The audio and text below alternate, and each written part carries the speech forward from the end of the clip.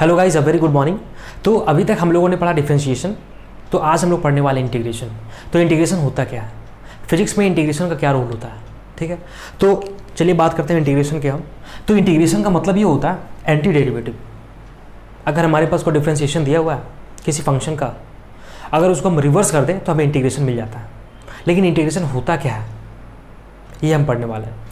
तो आपको पता होगा कि अगर हम किसी बॉडी की बात करते हैं, अगर किसी बॉडी का एक डेफिनेट शेप है, या सर्कल की बात करते हैं, रेक्टेंगल की बात करते हैं, तो उस चीज़ का हम वॉल्यूम एरिया निकाल सकते हैं। इसका एरिया कितना होता है, वॉल्यूम कितना होता है, हम फाइंड कर सकते हैं। लेकिन अगर कोई शेप आपका ऐसा है कि इरेगुलर नेचर का है, तो हम उस बॉडी का, उस फंक्शन का हम एरिया फाइंड नहीं कर सकते। तो हमें क्या लेना होगा, हम उस पर्टिकुलर फंक्शन का, ग्राफ का हमें एरिया फाइंड करने के लिए स्मॉल स्मॉल एलिमेंट लेना होगा। सपोज आपको बताता हूं मैं, अगर y equal to F X कोई फंक्शन है, ठीक है। अगर हम इसके ग्राफ प्लॉट करें, सपोज ये मेरा कोई फंक्शन का ग्राफ है, ये जो फंक्शन है y equal to F X, ये इरेगुलर नेचर का है और हमें इसका area under the curve find करना है। तो हमने ये जो शेप है, ज्योमेट्रिकल शेप जो हमारा है, उसका पर्टिकुलर कोई शेप साइज है नहीं कि हम उसका एरिया फाइंड कर सकें। तो इस तरह के जब भी आपको कोई फंक्शन मिले या ग्राफ मिले या इंडेफिनिट शेप मिले, तो हमें करना पड़ता है इंटीग्रेशन। तो इंटीग्रेशन का रियल मतलब ये हुआ एडअप करना, समेशन करना। मतलब हम यहाँ पे क्या करने वाले हैं, हम ये फंक्शन का अगर एरिया अंडर द कर्व निकालना है, स्मॉल स्मॉल एलिमेंट हम लेंगे और टोटल एलिमेंट को हम लोग ऐड कर देंगे। जब टोटल एलिमेंट को हम लोग ऐड कर देंगे तो इस ग्राफ का एरिया अंडर द कर्व हमको मिल जाएगा, ठीक है। तो ये हमारा हो गया कोई फंक्शन, ये हमारा क्या है x, ये हमारा क्या है y, ठीक है। थोड़ा सा एक्सटेंड कर दीजिए और इसको, ठीक है। ये हमारा है, सपोज ये हमारा है xi और ये हमारा क्या है xf। हमें फाइंड करना है एरिया अंडर द ग्राफ, मतलब ये ग्राफ का, ये फंक्शन का हमें फाइंड करना है टोटल हमारा यहाँ से यहाँ तक का एरिया कितना है। तो आपको बता दूं मैं कि इसका एरिया हमें लेने के लिए, इसका फाइंड करने के लिए हमें स्मॉल स्मॉल एलिमेंट लेना होगा। तो चलिए सपोज हमने कोई एलिमेंट लिया यहाँ पे, हमने कोई एलिमेंट लिया यहाँ पे dx एलिमेंट, ठीक है। हमने क्या लिया यहाँ पे, एक एलिमेंट लिया dx और ये जो इसका लेंथ हो गया, सपोज इसका लेंथ हमारा क्या y है, हाइट यहाँ से यहाँ तक का। तो इसका एरिया कितना हो गया, इसका एरिया हमारा हो गया डेल्टा ए, रेक्टेंगल हो गया dx इंटू वाई, इसका एरिया हो गया। तो अभी तो देखें एक टोटल ग्राफ का ये जो हम एरिया अंडर द कर्व निकाल रहा है, तो इस स्ट्रिप का ये जो एलिमेंट हमने लिया उसका एरिया हमारा इतना आ गया। तो अगर हम हर जगह पे एलिमेंट लें, यहाँ भी एलिमेंट ले, यहाँ भी ले, यहाँ भी ले, यहाँ भी ले, यहाँ भी ले, तो हम टोटल फंक्शन का हम एरिया फाइंड कर सकते हैं अंडर दिस कर्व, ठीक है। तो हम वही करने वाले हैं। तो चलिए हम और सेक्शन लेते हैं। हम सपोज हमने ये सेक्शन लिया, ये लिया, ये लिया और ये लिया। अब देखिए टोटल स्ट्रिप, टोटल जो हमने एलिमेंट काटा है, अगर टोटल को ऐड कर दें, टोटल को अगर हम ऐड कर दें तो हमारा एरिया मिल जाएगा। सपोज ये मेरा जो है डेल्टा A2 है, ये मेरा क्या है डेल्टा A3 है, मान लीजिए ये मेरा क्या है डेल्टा A4 है, ये मेरा क्या है डेल्टा A5 है। इस तरह करके आप क्या कर सकते हैं, n एलिमेंट को ले सकते हैं, ठीक है। और जब n एलिमेंट को लेंगे आप और सबका एरिया को ऐड करेंगे तो हमारा इस टोटल का एक फंक्शन का हमें एरिया मिल जाएगा, एरिया अंडर द ग्राफ। ये हमारा हो गया। लेकिन हमें टोटल ऐड नहीं करना है, हमें इंटीग्रेशन फाइंड करना है। ऐड करेंगे तो हमारा जमाना लग जाएगा लेकिन सॉल्व नहीं हो पाएगा ये। तो इसीलिए इजाद हुआ हमारा इंटीग्रेशन। तो इंटीग्रेशन का लिटरली मीनिंग हुआ कि सिंपली हम कोई स्ट्रिप लेंगे, एक सिंगल स्ट्रिप लिया और फंक्शन को यहाँ से यहाँ तक हम इंटीग्रेट कर देंगे और इंटीग्रेशन के बाद हमारा टोटल एरिया फाइंड हो जाएगा। ये रियल मतलब वो है इंटीग्रेशन का।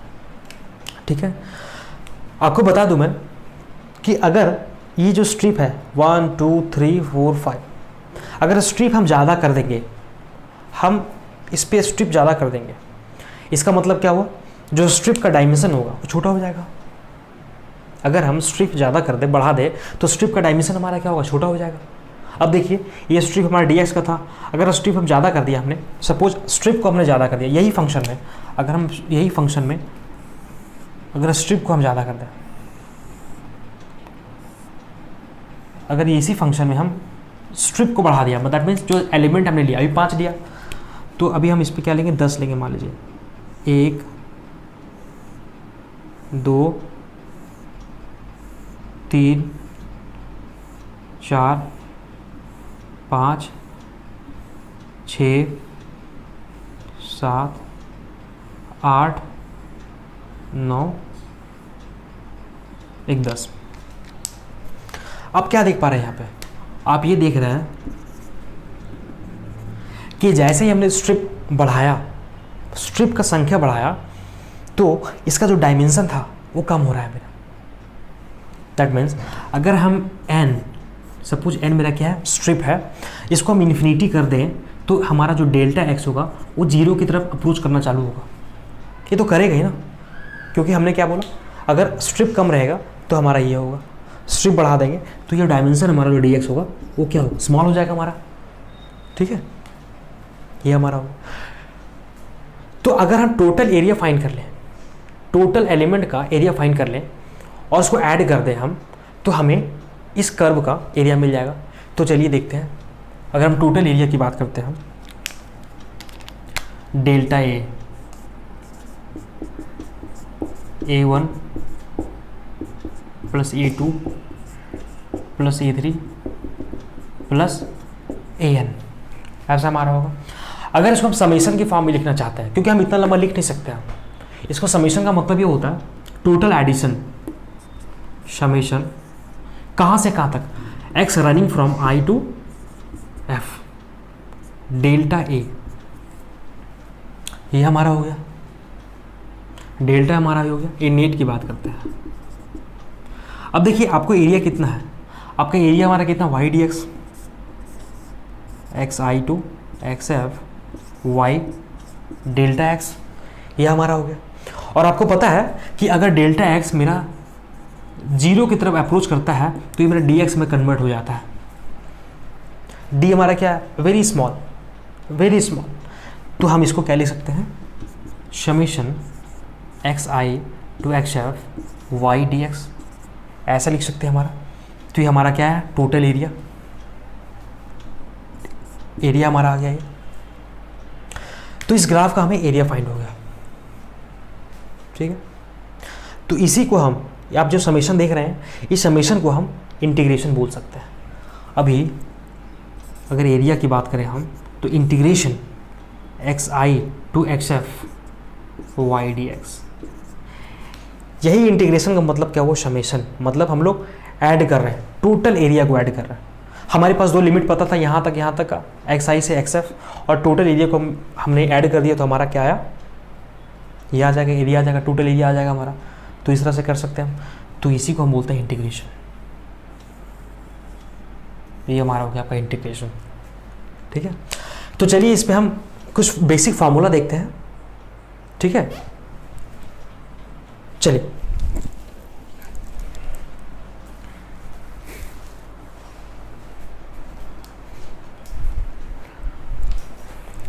अगर हम इसके बेसिक फार्मूला देखें हम,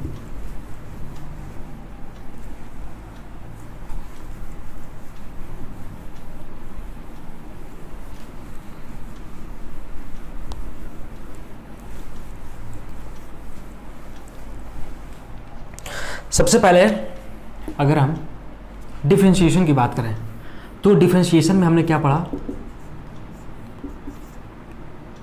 D by D X, X की power n, that means N X N minus one.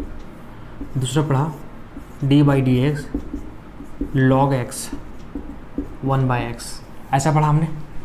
Third पढ़ा हमने D by D X cos X minus sine X D by D X sine X. क्या पढ़ा हमने? Cos X. ये सब formula हमने पढ़ते क्या, ठीक है। तो हमने बोला इसका इंटीग्रेशन क्या होता है, इसका एंटी डेरिवेटिव होता है। सपोज x की पावर n की बात करते हैं dx में, तो क्या होता है मेरा x n plus one by n plus one, ये हमारा हो गया, ठीक है। और ये हमारा क्या इंडेफिनिट इंटीग्रेशन है। इंडेफिनिट का मतलब ये होता है जहाँ पे हमारा लिमिट का वैल्यू नहीं पता चलता है, लिमिट हमारा दिया नहीं रहता।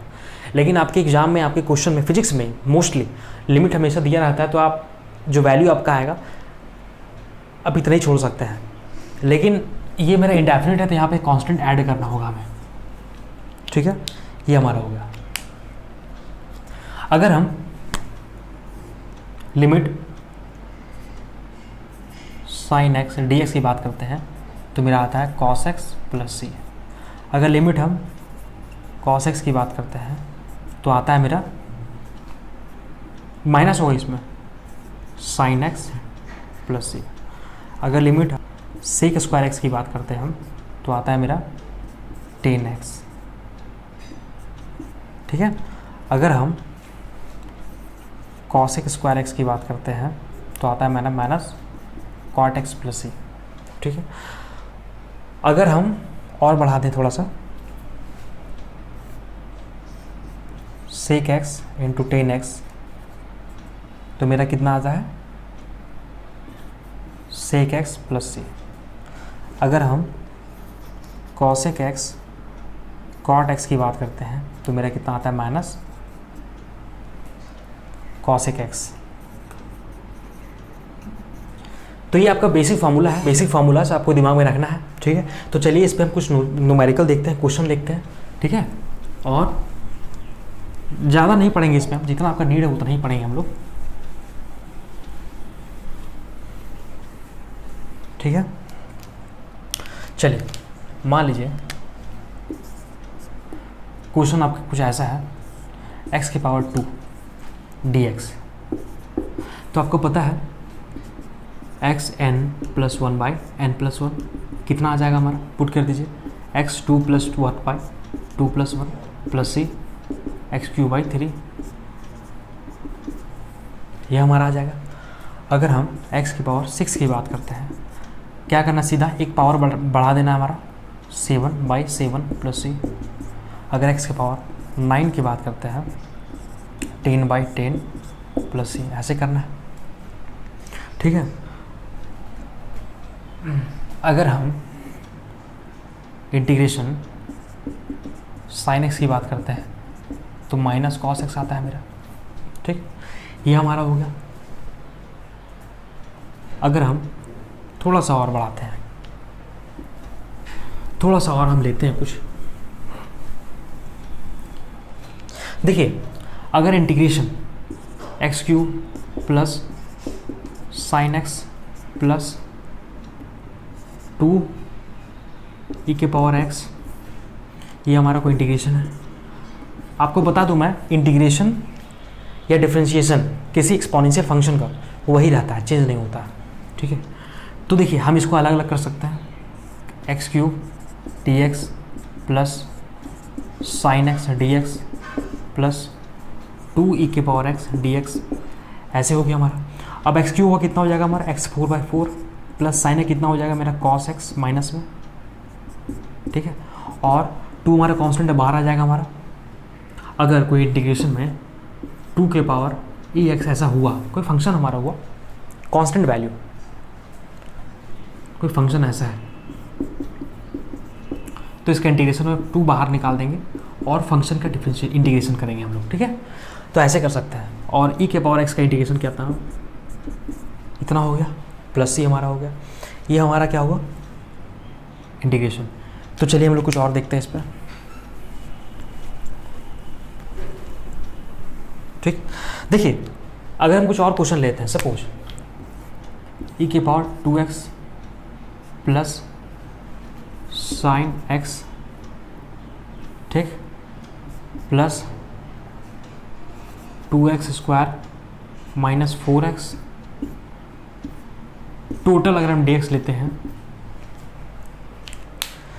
तो इसका इंटीग्रेशन कितना होगा हमारा। देखिए आपको बता दूं मैं कि अगर किसी के पावर में सपोज e के पावर पर 2x है तो इसका इंटीग्रेशन हमारा e के पावर 2x तो होगा ही, लेकिन जो कॉफिशेंट होगा x, जो वेरिएबल हमारा है जिसके साथ में हमारा ये x वेरी कर रहा है, तो जो वेरिएबल होगा उसका जो कॉफिशेंट होगा वो नीचे आ जाएगा, ठीक है। अब यहाँ देख सकते हैं ये हमारा जो वैल्यू है, अलग कर दीजिए इसको, e के power 2x plus sine x dx plus 2x² dx minus 4x dx, ऐसे हो गया हमारा। तो e के पावर x का डिफरेंशिएशन कितना होता है, सॉरी इंटीग्रेशन, e के पावर 2x, और हमने क्या बोला, जो भी कॉफिशेंट होगा उसको नीचे ले आएंगे हम लोग, प्लस साइन कितना होता है माइनस कॉस एक्स, इसका कितना हो जाएगा मेरा 2 बाहर निकल जाएगा, और x³/3 हो जाएगा मेरा, क्योंकि इसका पावर ऐड करते चलेंगे हम लोग, माइनस 4, इसका 1 पावर बढ़ा देंगे हम लोग x²/2 प्लस कांस्टेंट, ये हमारा हो जाएगा, ठीक है। चलिए और कुछ हम लोग देखते हैं।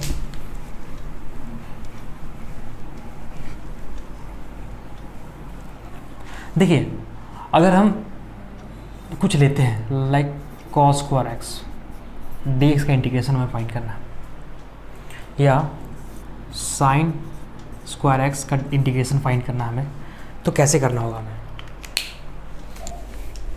कैसे फाइंड करेंगे हम लोग, ठीक है। आपको पता है कि sin cos 2x/2 होता है, और cos² भी कितना होता है 1 प्लस cos 2x/2 होता है मेरा ये। आप पहले इसके फॉर्म में ले आइए, ठीक है, 1 minus cos 2x/2 integration dx, ठीक है। अब देखिए हम इसको अलग अलग कर देंगे तो कितना आ जाएगा 1/2 dx minus cos 2x/2 dx। आपको एक चीज़ और बताना होगा कि अगर कोई कांस्टेंट का हम इंटीग्रेशन की बात करते हैं, सपोज 1 dx है, ये कांस्टेंट वैल्यू है, 2 dx है, तो जो भी कांस्टेंट होगा तो क्या होगा, सीधा integration x plus c। x हमारा क्या है, जो यहाँ पे जो वेरी कर रहा है x, यहाँ पे अगर y होता तो y प्लस c होता, z होता z प्लस c हमारा होता, t होता t प्लस c होता मेरा। दैट मीन्स d के साथ में जो भी वेरिएबल हमारा होगा वही हम लिखेंगे, अब प्लस कांस्टेंट लगा देंगे, ठीक है। देखिए ये मेरा कांस्टेंट है, कितना आएगा 1/2x, ठीक है, माइनस 1/2 बाहर चला गया हमारा, और cos 2x का इंटीग्रेशन कितना होता है मेरा sin 2x, और 2 हमारा कितना है कोफिशिएंट में है तो नीचे आ जाएगा हमारा, तो कितना आ जाएगा 1/2x माइनस 1/2 और sin 2x/2 आ जाएगा हमारा प्लस c, ये हमारा हो गया इंटीग्रेशन, ठीक। ऐसे कर सकते हैं। अगर हम इसको देखें तो हम क्या लिख सकते हैं 1 प्लस cos 2x/2 dx, ठीक है। तो 1/2 dx plus cos 2x/2 dx ऐसा हमारा हो गया। और हमने बोला कॉफिशिएंट का, सॉरी जो हमारा कांस्टेंट का इंटीग्रेशन हमारा कितना होगा x हो जाएगा, तो x/2 plus minus sine 2x/2, sorry cos का प्लस होता है, और इसका हमारा जो आ जाएगा 2 नीचे आ जाएगा प्लस c, ये हमारा हो गया, ठीक है। इस तरह से आप कर सकते हैं, ठीक है। चलिए और कुछ देखते हैं हम लोग। अगर हम डेफिनेट इंटीग्रेशन की बात करें, सपोज आपके पास इन्फिनिटी से लेकर r तक g/x² dx का इंटीग्रेशन करना होता है ग्रेविटेशन में, तो कैसे करेंगे हम लोग, तो हमें पढ़ना होगा पहले डेफिनेट इंटीग्रेशन। अभी हमने क्या पढ़ा, इंटीग्रेशन इनडेफिनेट का, ठीक है। अभी हम पढ़ेंगे डेफिनेट इंटीग्रेशन। डेफिनेट इंटीग्रेशन में क्या होता है हमारा, सपोज 0 से पाई अगर हम cos² x का पढ़ना चाहते हैं पहले, इसको हम बाद में सॉल्व करेंगे, पहले इसको देख लीजिए आप। इसको बोलते हैं हम लोग लोअर लिमिट, क्या बोलते हैं लोअर लिमिट, इसको क्या बोलते हैं हम लोग अपर लिमिट, अपर लिमिट, ठीक है। ये हमारा हो गया, हमने इसका फॉर्म बताया 1 + cos 2x/2 dx 0 से लेकर पाई तक, ये हमारा होता है।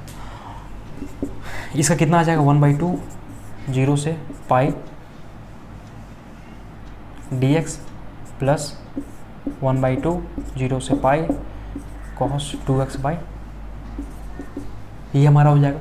अब इसका इंटीग्रेशन हमारा कितना होगा, x होता है x, अब लिमिट हमारा कितना होगा 0 से लेकर पाई तक होगा प्लस 1/2, cos का कितना होता है, cos का होता है मेरा sin 2x, कोफिशिएंट कितना 2 नीचे बाहर आ जाएगा और पुट करेंगे 0 से पाई। अब जब लिमिट पुट करेंगे हम लोग तो पहले हायर लिमिट को लेंगे हम लोग, अपर लिमिट को, उसके बाद माइनस में लोअर लिमिट, ठीक है। तो हमारा कितना आ जाएगा 1/2 pi minus 0 plus 1/2 sine 2π/2 minus sine 0/2। देखिए साइन 2π का वैल्यू 0 होता है और साइन 0 का वैल्यू 0 होता है, तो ये वैल्यू फिर 0 आ जाएगा, ठीक है। तो आंसर आ जाएगा हमारा π/2। इस तरह से आप कर सकते हैं, ठीक है। चलिए और कुछ हम देखते हैं डेफिनेट इंटीग्रेशन का।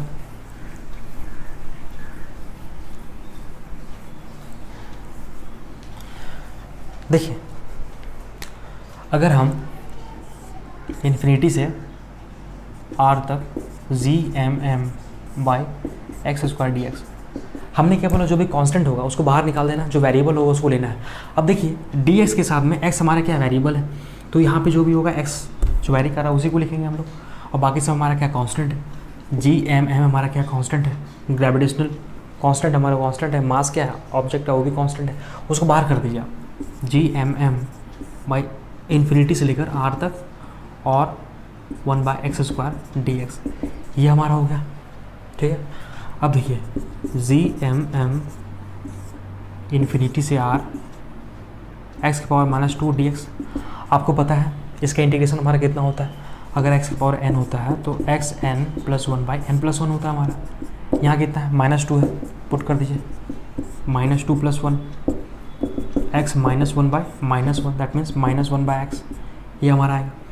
इसको क्या लिख सकते हैं हम लोग gmm, माइनस बाहर निकाल दीजिए 1/x, लिमिट ले लेंगे हम लोग 0 इन्फिनिटी से लेकर r तक, ये हमारा आ गया -gmm, ठीक है। लिमिट पुट कर दें आप 1/r -1/∞, हाई लिमिट पहले पुट करेंगे x की जगह पे, उसके बाद लोअर लिमिट हमारा होगा, ये वैल्यू हमारी कितनी 0, 1/∞ हमारा कितना होता है 0 होता है, 1/∞ मेरा कितना होता है 0 होता है, ठीक है। तो आ जाएगा मेरा, इसी को बोलते हैं ग्रेविटेशनल पोटेंशियल एनर्जी। तो इस तरह के एप्लीकेशन आपको मिलेंगे फिजिक्स में, ठीक है।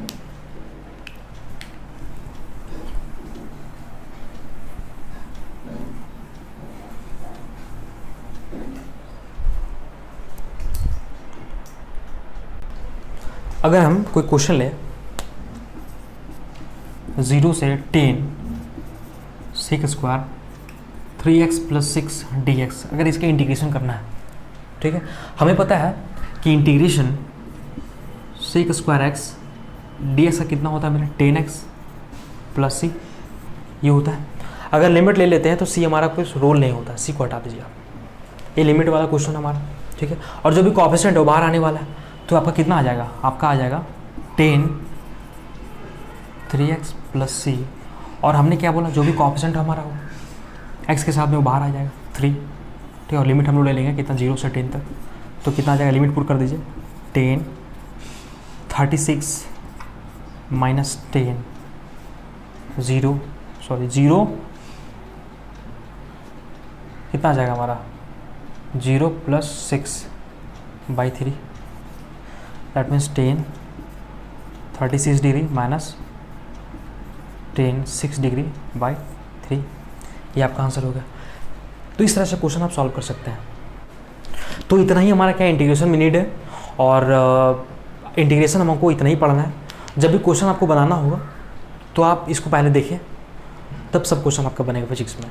अगर मैथमेटिक्स की बात करें, मैथमेटिक्स में बहुत ज़्यादा पढ़ना है, डिफरेंशिएशन, इंटीग्रेशन, लेकिन हम उतना नहीं पढ़ेंगे, हम इतना ही पढ़ेंगे जितना हमारा नीड है, ठीक है। तो आज के लिए इतना ही है बस। चलिए मिलते हैं फिर नेक्स्ट क्लास में, ठीक है, थैंक